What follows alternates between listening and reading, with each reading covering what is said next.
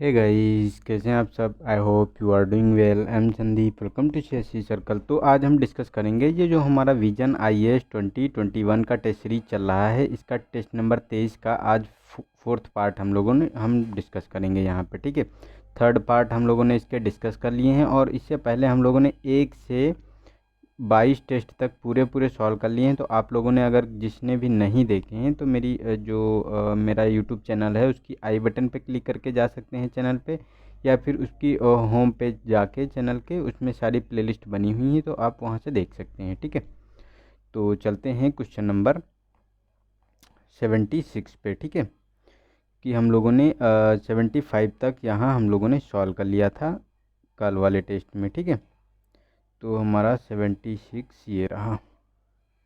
ठीक है, इसको थोड़ा सा जूम करते हैं ताकि हमको अच्छे से दिख सके। ठीक है, हाँ, तो इसमें अब देखते हैं 76 क्वेश्चन नंबर में। तो इसमें एसआई मात्रक यानी मात्रकों का की जो अंतर्राष्ट्रीय प्रणाली होती है उसके अनुसार निम्नलिखित में से कौन सी मूल राशियां हैं। तो फर्स्ट है कि द्रव्यमान है, लंबाई है, आवेश है और तापमान है। ठीक है, तो इसमें बताना है हमारा कौन सा इसमें शामिल है। ठीक है, तो देखो द्रव्यमान का तो आपका होता है किलोग्राम। ठीक है, एसआई मात्रक, और जो लंबाई होती है इसका तो मीटर में होता है। ठीक है, और ये आवेश का कोई मात्रक नहीं होता, ये हमारा गलत है स्टेटमेंट। और तापमान का अगर बात करें तो इसमें ये केल्विन होता है। ठीक है, तो ये सारे के सारे होते हैं। इसके साथ साथ जो ज्योति तीव्रता होती है उसका कैंडेला होता है, और ये विद्युत धारा होती है इसका एम्पियर होता है। समय का अगर बात करें तो ये सेकेंड होता है। ठीक है, तो ये एसआई मात्रक होते हैं, और ये एसआई मात्रक जो मतलब बनाए जाते हैं तो ये एक मतलब नियतांक होता है, मतलब प्लैंक कांस्टेंट होता है, उसके आधार पर ये तय किए जाते हैं। तो हमारे 1, 2 और 4 स्टेटमेंट सही हो गए, तो हमारा सी वाला ऑप्शन इसका सही हो गया। ठीक है, नेक्स्ट है हमारा क्वेश्चन नंबर 77। तो इसमें कहा गया है कि निम्नलिखित में से कौन मतलब कथन सही है, इसका हमको बताना है। ठीक है, तो फर्स्ट है कि यह पर्णहरिम यानी क्लोरोफिल अणु का एक महत्वपूर्ण संरचनात्मक घटक है। सेकेंड है कि इसका उपयोग फल और मेवे यानी नट्स के निर्माण के लिए होता है और यह बीजों के अंकुरण के लिए अनिवार्य है। थर्ड है कि इसकी कमी से अधिक पुरानी पत्तियों की शिराओं के मध्य पीलापन दिखाई देता है और पत्तियां गिर सकती हैं। तो ये जो तीनों हमारे स्टेटमेंट कहे गए हैं किस तत्व के बारे में बताए गए हैं ये हमको बताना है। ठीक है, तो इसमें देखो मैग्नीशियम दिया हुआ है, सल्फर है, कैल्शियम है तुम्हारा, और लोहा है। ठीक है, तो ये जो चीज़ें बताई गई हैं तो ये मैग्नीशियम के बारे में बताई गई हैं। मैग्नीशियम तत्व की कमी होती है तो इसमें क्या होता है कि इनकी जो पुरानी पत्तियां की शिराएं हैं इनके मध्य पीलापन दिखाई देता है, पत्तियां गिर जाती हैं, और जो अंकुरण होता है ये भी प्रभावित होता है बीजों का, और जो नट्स और मेवे बनते हैं इनके निर्माण में, और क्लोरोफिल का जो अणु होता है उसकी महत्वपूर्ण संरचना का घटक होता है मैग्नीशियम। ठीक है, तो हमारा ये ए वाला ऑप्शन इसका सही हो गया, मैग्नीशियम। ठीक है, नेक्स्ट है हमारा 78। तो इसमें कहा गया है कि थोरियम के संदर्भ में निम्नलिखित कथनों पर विचार कीजिए। तो फर्स्ट है कि यूरेनियम की तुलना में थोरियम प्रकृति में कहीं अधिक प्रचुर मात्रा में विद्यमान है। सेकेंड है कि समान मात्रा में प्रयोग करने पर प्राकृतिक यूरेनियम की तुलना में थोरियम अधिक ऊर्जा उत्पन्न कर सकता है। तो देखो जो ये दोनों बातें कही जा रही हैं इसके संबंध में, जो थोरियम के संबंध में, तो दोनों ये स्टेटमेंट सही है, क्योंकि थोरियम बहुत काफ़ी मात्रा में वर्ल्ड में विद्यमान है, और इंडिया में भी ये प्रचुर मात्रा में मिलेगा, केरल के तट पर और आंध्र प्रदेश के तट पर। ठीक है, तो वहाँ पे मिलता है, और ये जो एनर्जी भी जो थोरियम उससे अधिक देता है। जो अभी इंडिया में नए हाइब्रिड फास्ट ब्रीडर रिएक्टर बनाए जा रहे हैं, ठीक है, उसमें थोरियम प्रयोग करने की ही बात की जा रही। इसी पे ये मतलब इसी टेक्नोलॉजी के बेस पे बनाए जा रहे हैं ताकि उसमें थोरियम का यूज़ कर सके, क्योंकि हमारे इंडिया में यूरेनियम का बहुत ही कम मात्रा में जो है उसकी उपलब्धता है, इसलिए। ठीक है, तो हमारे दोनों स्टेटमेंट सही हैं, तो हमारा सी वाला ऑप्शन इसका सही हो गया। ठीक है, नेक्स्ट है हमारा प्राय सुर्खियों में उल्लिखित शब्द ज्यूझांग और टेंगल लेक और साइकामोर निम्नलिखित में से किससे संबंधित हैं। तो हमको ये बताना है कि जियोझांग, टेंगल लेक और साइकोबार क्या हैं। ठीक है, तो छोटे उपग्रह हैं, बी ऑप्शन है, साइबर मॉलवियर हैं, सी है हमारा कि चंद्रमा की सतह पर उपस्थित क्रेटर हैं, या क्वांटम तकनीकी है। ठीक है, तो ये हमारा डी वाला ऑप्शन सही है, क्योंकि ये क्वांटम टेक्नोलॉजी पे बेस्ड ये जियो झांग ये है, ये चाइना का कंप्यूटर है जिसने दिसंबर 2020 में बनाया है। ठीक है, ये क्वांटम टेक्नोलॉजी पर आधारित है। और ये टैंगल लेक की बात करें तो यूएसए की एक ये क्वांटम टेक्नोलॉजी पर आधारित एक चिप बनाई गई है। और साइकामोर की बात करें तो ये गूगल जो है ना, गूगल ने एक क्वांटम टेक्नोलॉजी बेस्ड कंप्यूटर बनाया है। तो ये तीनों स्टेटमेंट हमारे सही हैं क्वांटम तकनीकी के संबंध में। ठीक है, नेक्स्ट है हमारा 80 क्वेश्चन नंबर। तो इसमें कहा गया है कि विश्व स्वास्थ्य संगठन की एक पहल उच्च जोखिम और उच्च प्रभाव यानी HBHI के संदर्भ में बताना है कि हमारा कौन सा स्टेटमेंट इसमें सही है। तो फर्स्ट है कि प्रतिजैविक औषधियों का विवेकपूर्ण उपयोग, सेकेंड है कि मलेरिया के विरुद्ध लड़ाई, और सी है कि क्षय रोग के मामलों को कम करना, और डी है कि टीकाकरण कार्यक्रम का विस्तार करना। ठीक है, तो इसमें अगर बात करें तो हमारा ये बी वाला ऑप्शन सही है, क्योंकि ये मलेरिया के विरुद्ध लड़ाई के लिए जो ये विश्व स्वास्थ्य संगठन के द्वारा इंडिया में चलाया गया प्रोग्राम था। इसमें क्या था, 4 स्टेट इसमें जो ज़्यादा प्रभावित थे मलेरिया से, ठीक है, उनके लिए ये काम कर रहा था। इसमें ये 4 राष्ट्र की अगर बात करें तो इसमें देखो MP था, छत्तीसगढ़ है, झारखंड है, आपका वेस्ट बंगाल है, ठीक है, और मध्य प्रदेश है। ठीक है,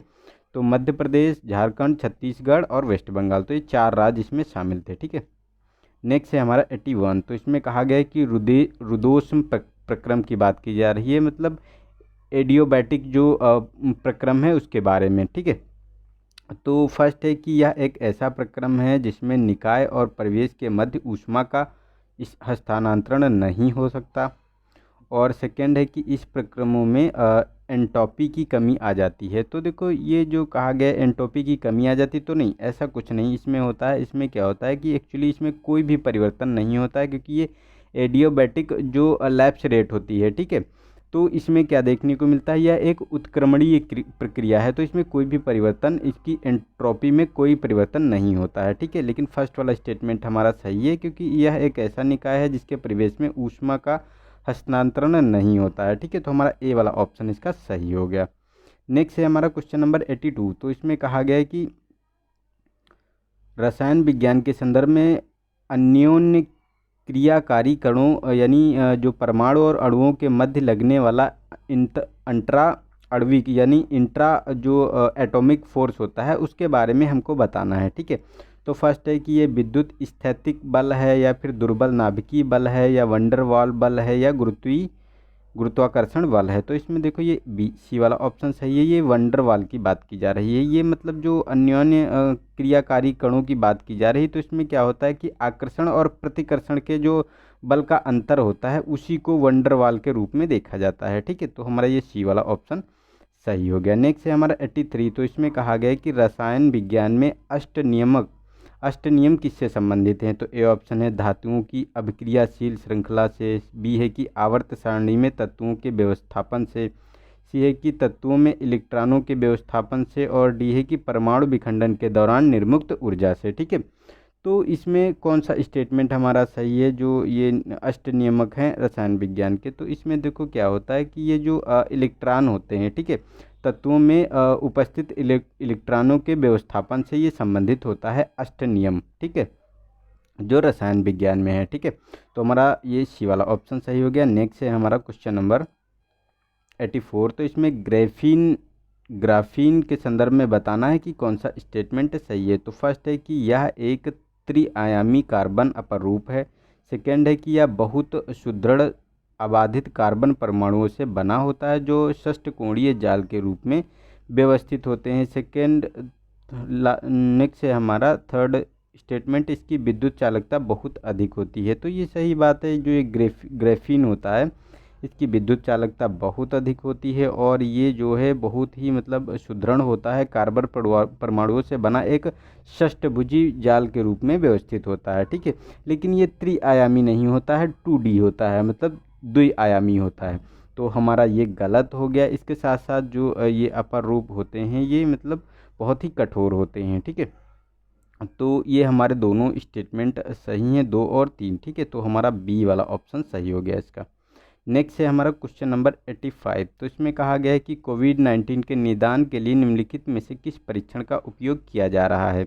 फर्स्ट है कि rapid antigen test RAT, second है कि रिवर्स प्रतिलेखन पॉलीमरेज श्रृंखला प्रतिक्रिया यानी RT-PCR की बात की जा रही है। थर्ड है हमारा कि CBNAT परीक्षण के बारे में, सीरोलॉजी परीक्षण के बारे में, ट्रूनेट परीक्षण के बारे में। ठीक है, तो कोविड-19 के निदान के लिए मतलब इनका किन किन का इस्तेमाल किया जा रहा है ये पूछा जा रहा है। तो देखो इसका कोविड-19 में इन सभी मतलब जो भी ये दिए हैं पाँचों के पाँचों टेस्टों का इस्तेमाल किया जा रहा है। ठीक है, तो हमारे ये पांचों स्टेटमेंट सही हैं, तो हमारा डी वाला ऑप्शन सही हो गया इसका। नेक्स्ट है हमारा क्वेश्चन नंबर 86। तो इसमें कहा गया है कि विद्युत चुम्बकीय विकिरण के संदर्भ में बताना है कि कौन सा स्टेटमेंट सही है। तो फर्स्ट है कि कम तरंगदैर्घ्य वाली तरंगों में अधिक ऊर्जा होती है। सेकेंड है कि एक्स किरणों की आवृत्ति गामा किरणों की तुलना में उच्च होती है।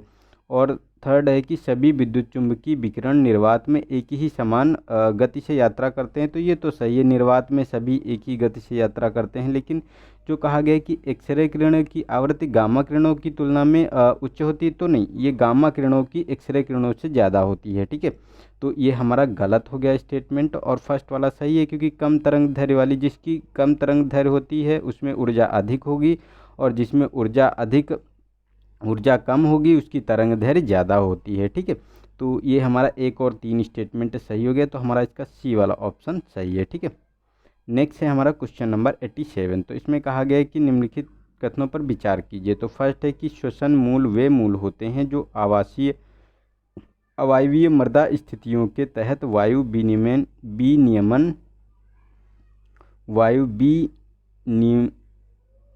विनियमन की सुविधा प्रदान करती हैं। ठीक है, और सेकेंड है कि चूषकांग मूल परजीवी पादपों की मूल होती हैं जो पादप से जल और पोषक तत्वों को अवशोषित कर सकती हैं। ठीक है, तो इसमें जो बात की जा रही है, तो देखो दोनों स्टेटमेंट सही हैं, क्योंकि जो ये श्वसन मूल होते हैं वे जैसे कि देखने को मिलेगा श्वसन मूल ये एविसेनिया में ये बहुत फ्रिक्वेंटली देखने को मिलेंगे। तो उसमें ये क्या करते हैं कि मृदा की स्थितियों के तहत वायु विनिमय की सुविधा प्रदान करते हैं। ठीक है, और चूषकांग जो होते हैं वो मूल परजीवी पादपों के मूल में जो अन्य पादप होते हैं उनसे जल और पोषक तत्व तो अवशोषित कर सकती हैं। तो दोनों स्टेटमेंट हमारे सही हैं। ठीक है, तो हमारा सी वाला ऑप्शन इसका सही हो गया। नेक्स्ट है हमारा क्वेश्चन नंबर 88। तो इसमें अपर रूप यानी एलोट्रोप्स के बारे में बताना है कि कौन सा स्टेटमेंट हमारा सही है। ठीक है, तो फर्स्ट है कि यह कुछ रासायनिक तत्वों का वह गुणधर्म है जिसमें वे अलग अलग भौतिक अवस्थाओं में दो या दो से अधिक अपर रूपों में विद्यमान होते हैं। सेकेंड है कि हीरा और फ्लोरीन कार्बन के अपर रूप हैं। ठीक है, तो ये तो सही है, हीरा है और ये मतलब हीरा है और फ्लोरीन है और ग्रेफाइट है, तो ये कार्बन के अपर रूप होते हैं। ठीक है, लेकिन ये जो कहा गया है कि रासायनिक तत्वों का वह गुणधर्म है जिसमें अलग अलग भौतिक अवस्थाएं, तो नहीं, अलग नहीं, एक ही जो मतलब ये एक ही भौतिक अवस्था में दो या दो से अधिक विभिन्न रूपों में विद्यमान होते हैं ये। ठीक है, तो ये हमारा फर्स्ट वाला गलत हो गया, सेकेंड वाला स्टेटमेंट हमारा सही है, तो हमारा बी वाला ऑप्शन इसका सही हो गया। ठीक है, नेक्स्ट है हमारा क्वेश्चन नंबर 89। तो इसमें कहा गया है कि निम्नलिखित कथनों पर विचार कीजिए। तो फर्स्ट है कि जिप्सम जल योजक अभिक्रिया के पश्चात प्लास्टर ऑफ पेरिस का निर्माण करता है। सेकेंड है कि मृदा प्रतिच्छेदिका में जिप्सम का अनुप्रयोग मृदा के वातन और जल की अंतःस्रावण क्षमता में सुधार करता है। और थर्ड है कि यह खेतों में फास्फोरस के अपवाह को कम करता है। ठीक है, तो ये सही बात है, ये फास्फोरस के अपवाह को कम कर देता है जब हम जिप्सम का सुधार मतलब जिप्सम को मृदा के सुधार के रूप में उसको प्रयोग करते हैं हम लोग। ठीक है, तो ये हमारा ये सुधारात्मक प्रक्रिया के द्वारा ये मतलब उसके जो फास्फोरस है हमारा वेस्ट हो जाता है उसको भी ये कंज्यूम करके रखता है। ठीक है, और ये जिप्सम के अनुप्रयोग से मृदा में वातन मतलब वायु संचार, जल संचार, ये सब क्षमताएं बढ़ जाती हैं। ठीक है, तो ये तो दोनों स्टेटमेंट सही हैं, लेकिन जो प्लास्टर ऑफ पेरिस में कहा है कि जल योजन की अभिक्रिया से, तो नहीं, इसमें क्या होता है कि जल की जो एक्स्ट्रा मात्रा होती है उसको कम किया जाता है, उसको मतलब इसमें क्या, इसको प्लास्टर ऑफ पेरिस को मतलब जिप्सम को जब गर्म किया जाता है तब ये प्लास्टर ऑफ पेरिस का निर्माण होता है। ठीक है, तो ये फर्स्ट वाला स्टेटमेंट तो हमारा गलत हो गया, सेकेंड और थर्ड सही है, तो हमारा सी वाला ऑप्शन इसका सही है। ठीक है, नेक्स्ट है हमारा क्वेश्चन नंबर 90। तो इसमें अनुप्रस्थ तरंगों के संदर्भ में बताना है कि कौन सा स्टेटमेंट हमारा सही है। तो फर्स्ट है कि अनुप्रस्थ तरंगों में कणों का विस्थापन तरंग की गति की दिशा के समानांतर होता है। सेकेंड है कि यांत्रिक अनुप्रस्थ तरंगे गैसीय माध्यम में संचरित नहीं हो सकती। और थर्ड है कि द्वितीयक भूकंपी तरंगों के एक प्रकार में अनुप्रस्थ तरंगे होती हैं। तो ये सही बात है, जो द्वितीयक भूकंप तरंगे होती हैं वो अनुप्रस्थ तरंगे ही होती हैं और इनमें ये गैसीय माध्यम में संचरित नहीं हो सकती हैं, जो कहा गया है इसमें। ठीक है, तो ये तो हमारा जो स्टेटमेंट है ये तो हमारा सही है, क्योंकि गैसीय माध्यम में ये संचरित नहीं हो सकती हैं। ठीक है, क्योंकि इनके लिए ना एक मतलब ठोस सतह चाहिए होती है। जब तक ये ठोस सतह नहीं होगी तब तक ये संचरित नहीं कर पाएंगी। तो सेकेंड स्टेटमेंट भी सही है हमारा। ठीक है, लेकिन जो फर्स्ट वाला स्टेटमेंट है इसमें गलत है, क्योंकि ये समानांतर नहीं, ये मतलब किसी ठोस के प्रति ये लंबवत जो है ये मतलब प्रदर्शित करती हैं। ठीक है, तो ये लंबवत होती हैं ना कि समानांतर। तो हमारा 2 और 3 स्टेटमेंट सही हो गया। तो हमारा सी वाला ऑप्शन इसका सही हो गया। ठीक है, नेक्स्ट है हमारा 91। तो इसमें कहा गया है कि निम्नलिखित में से किसकी उपस्थिति में लिपिड का पाचन होता है। तो पेप्सिन है, पित्त है, लाइपेज है। तो देखो पेप्सिन तो प्रोटीन का पाचन करती है, तो ये तो हमारा गलत हो गया। लेकिन पित्त और लाइपेज जो होता है ये जो है लिपिड का पाचन करती हैं और ये छोटी आंत में लिपिड का पाचन होता है। ठीक है, तो हमारा 2 और 3 स्टेटमेंट सही है। तो हमारा बी वाला ऑप्शन इसका सही हो गया। नेक्स्ट है हमारा क्वेश्चन नंबर 92। तो इसमें कहा गया है कि निम्नलिखित में से कौन से पशुजन्य यानी जूनोटिक रोग के उदाहरण हैं। जूनोटिक रोग वे रोग होते हैं जो मतलब पशुओं से मनुष्यों में फैलते हैं। ठीक है, उन्हें जूनोटिक रोग कहते हैं। तो इसमें कौन कौन से हैं, देखो एंथ्रेक्स है, प्लेग है, ब्रूसिलोसिस है, साल्मोनेलोसिस है और वेस्ट नाइल फीवर है। तो ये देखो सभी जितने भी ये एंथ्रेक्स है, प्लेग्स है, ब्रूसिलोसिस है, साल्मोनेलोसिस है और वेस्ट नाइल फीवर है, ये पाँचों के पाँचों रोग ये जूनोटिक रोग के मतलब कारण हैं, क्योंकि ये पशुओं से मनुष्यों में फैलते हैं। ठीक है, तो ये हमारे सारे स्टेटमेंट सही हैं। तो हमारा डी वाला ऑप्शन इसका सही हो गया। ठीक है, नेक्स्ट है हमारा क्वेश्चन नंबर 93। तो इसमें कहा गया कि international union of pure and applied chemistry के बारे में बताना है हमको कि कौन सा स्टेटमेंट सही है। यानी international union of pure and applied chemistry यानी IUPAC के बारे में। ठीक है, तो फर्स्ट है कि यह आवर्त सारणी के अद्यतन हेतु एकमात्र उत्तरदायी संगठन है और इसके पास नए तत्वों और यौगिकों के नामकरण का अधिदेश नहीं है, कि मतलब ये नामकरण नहीं कर सकती। तो ऐसा गलत ये स्टेटमेंट है, क्योंकि ये जब एकमात्र ऐसा जो मतलब ये एक ऐसा जो ये इंटरनेशनल यूनियन फॉर केमिस्ट्री जो ऐसा संगठन है तो जो क्यों नहीं करेगा। तो ये नामकरण भी करता है, उसके परमाणु भार को डिफाइन करता है और उसको उसमें जो है जगह भी देता है जो आवर्त सारणी है। ठीक है, तो ये तो हमारा सही गलत हो गया, लेकिन फर्स्ट वाला स्टेटमेंट सही है, क्योंकि आवर्त सारणी में अद्यतन हो तो एकमात्र ये संगठन है को नए तत्वों का प्रवेश कराता है। ठीक है, तो ये हमारा फर्स्ट वाला स्टेटमेंट सही हो गया। तो ए वाला ऑप्शन इसका सही हो गया। ठीक है, नेक्स्ट है हमारा क्वेश्चन नंबर 94। तो इसमें कहा गया कि रेडियो तरंगे के संदर्भ में बताना है कि कौन सा स्टेटमेंट सही है। तो फर्स्ट है कि इसकी तरंगदैर्घ्य विद्युत चुंबकीय स्पेक्ट्रम में सभी ज्ञात तरंगों में सर्वाधिक लंबी होती है। सेकेंड है कि वाईफाई डिवाइस और राउटर के बीच सूचना प्रसारित करने के लिए रेडियो तरंगों का उपयोग होता है। ठीक है, और थर्ड है कि रेडियो तरंगे विवर्तित नहीं हो सकती तथा ये सीधे गमन करती हैं। तो देखो ये गलत है स्टेटमेंट। रेडियो तरंगे जो है विवर्तित होती हैं, क्योंकि जो पहाड़ी होती हैं और घाटियाँ होती हैं तो ये फ्लक्चुएट करती हैं वहाँ पे। ठीक है, तो ये सीधे गमन नहीं करती हैं। लेकिन हाँ, जो तरंगे होती हैं सेंटीमीटर में जो तरंगे होती हैं जो जिनको हम बोलते हैं जो माइक्रोवेव तरंगे जो होती हैं। ठीक है, तो ये सीधे गमन करती हैं, इनमें कोई मतलब ये विवर्तित भी नहीं होती हैं। तो ये हमारा गलत हो गया स्टेटमेंट, लेकिन ये सेकेंड वाला स्टेटमेंट हमारा सही है, क्योंकि वाईफाई डिवाइस और जो राउटर के बीच सूचना प्रसारित होती है वो रेडियो तरंगों का उपयोग किया जाता है उसमें। और ये तरंग दैर्घ्य विद्युत चुंबकीय स्पेक्ट्रम में सभी ज्ञात तरंगों में सर्वाधिक लंबी भी होती हैं। ठीक है, तो रेडियो तरंगों की जो लंबाई ये तरंग दैर्घ्य इनकी लंबी होती है, इसलिए एनर्जी इसमें कम होती है। ठीक है, तो अभी एनर्जी वाला जब हम लोगों ने अभी सॉल्व किया। ठीक है, तो हमारा दोनों का दोनों स्टेटमेंट सही है, तो बी वाला ऑप्शन सही हो गया हमारा। ठीक है, नेक्स्ट है हमारा 95। तो इसमें कहा गया है कि हाल ही में सुर्खियों में रहे कृत्रिम सूर्य यानी आर्टिफिशियल सन के बारे में हमको बताना है। तो फर्स्ट है कि यह एक